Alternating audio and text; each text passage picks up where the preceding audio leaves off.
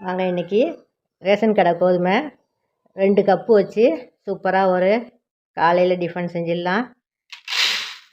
1 cup நீங்கள் எந்த பவுலில் அளக்குறாங்களோ உங்களுக்கு தேவையானதை அளந்துக்கோங்க. நான் 2 கப்பு போடுறேன். இதை தண்ணி விட்டு நல்லா ஊற வச்சிடலாமா. ஒரு 1/4 மணி நேரம் இது ஊறட்டும். தூசிலாம் இல்லாமல் புடச்சிட்டு இதை ஊற வைங்க. வாங்க இன்றைக்கி அருமையான கோதுமையில் புட்டு செஞ்சிடலாம். இது ரேஷன் கடை கோதுமை தான். இதை ஒரு 4-5 களை காஞ்சி வச்சுருக்கிறேன். இது நல்லா ஊறட்டும். ஒரு 1/4 மணி நேரம் இருக்கட்டும். இது இந்த புட்டுமா உடம்புக்கு ரொம்ப நல்லது, ஹெல்த்தியானது. இது காலையிலையோ மாலையிலையோ இது செஞ்சு சாப்பிடுங்க. வாரத்தில் ஒரு நாளைக்கு ரொம்ப அருமையாக இருக்கும். நல்லா வாசனையாக நெய் மணத்தோடு நல்லாயிருக்கும். இதை மாதிரி புட்டு செஞ்சு சாப்பிடுங்க. பச்சை கோதுமையில் செஞ்சால் இன்னும் சூப்பராக நல்லா சுவையாக இருக்கும். வாங்க பார்க்கலாம். இப்போ தண்ணி இருத்துட்டு இது வடிகட்டியாச்சு.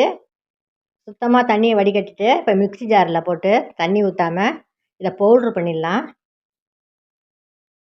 ஒரு மிக்ஸி ஜாரில் மாற்றி பவுட்ரு பண்ணிடலாமா. இந்த பாதி இருக்குது, அதை பவுட்ரு பண்ணிவிட்டு இதை போட்டுக்கிறேன். அரைச்சிட்டு காட்டுறேன்.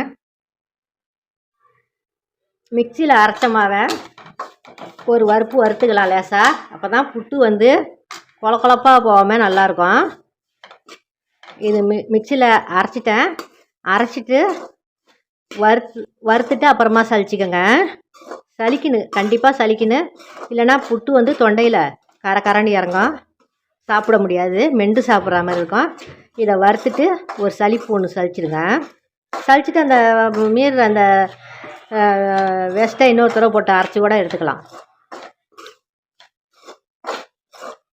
சும்மா அப்படியே போட்டு செஞ்சாக்கா கொல கொலப்பாக போயிடும். வறுத்துட்டு செஞ்சாக்கா தான் புட்டு நல்லா வாசனையாக இருக்கும்.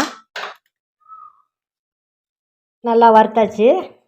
வறுத்துட்டு இதை ஆற வச்சு இன்னொரு தடவை மிக்சியில் அடிச்சுட்டு சலிச்சாச்சு.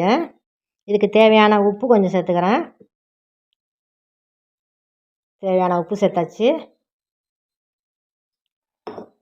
இதை நல்லா கலந்து விட்டுக்கலாம்.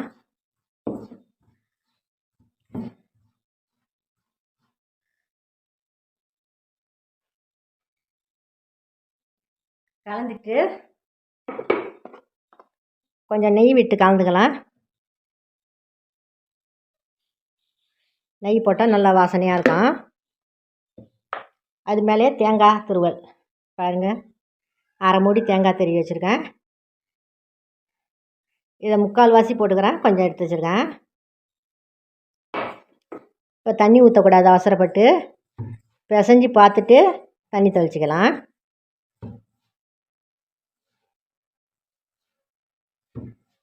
இப்போ தண்ணி பத்தலை, கொஞ்சமாக தண்ணி தெளிச்சிக்கிறேன்.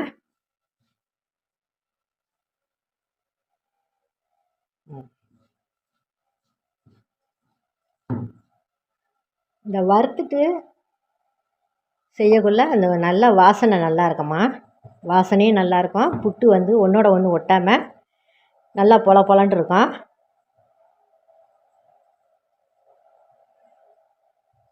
வறுக்காமல் செஞ்சாக்கா அப்படியே கொல கொலண்டு புட்டு மாதிரி இருக்காது, களி மாதிரி போயிடும் சமயத்தில். போதுங்க. இதுக்கு ரொம்ப தண்ணி செல்லாது, ஏன்னா ஊற வச்ச கோதுமைங்கிறதுனால போதும். இப்போ இட்லி சட்டியில் வச்சு அவிச்சிடலாம். இட்லி உண்டான அடுப்பில் வச்சு ஒரு துணி போட்டிருக்கிறேன். அதில் இந்த புட்டை வச்சு அவிச்சிடலாம். நல்லா பொல பொலன்ட்டு இருக்கு பாருங்கள். இன்னும் சர்க்கரை சேர்க்கலை. இது அவிஞ்சி எடுத்த உடனே அப்புறமா சர்க்கரை போட்டுக்கலாம்.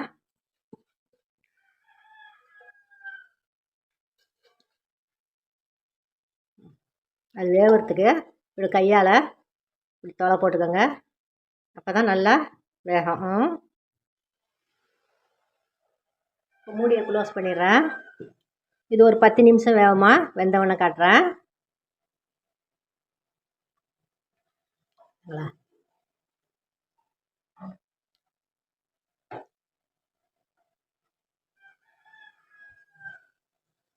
ஒரு 10 நிமிஷம் வேகட்டும்.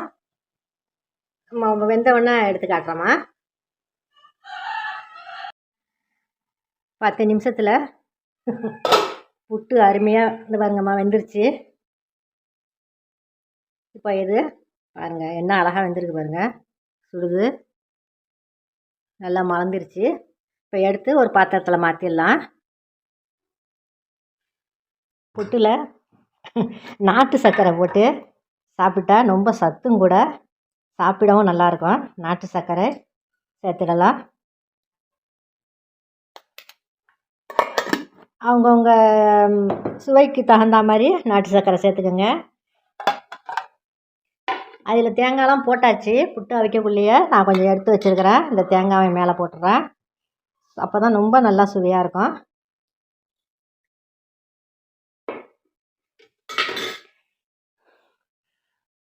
நாட்டு சர்க்கரையோட தேங்காயோட நெய் வாசனையோட இந்த புட்டு கோதுமை புட்டு ஹெல்த்தியாக இருக்கும்.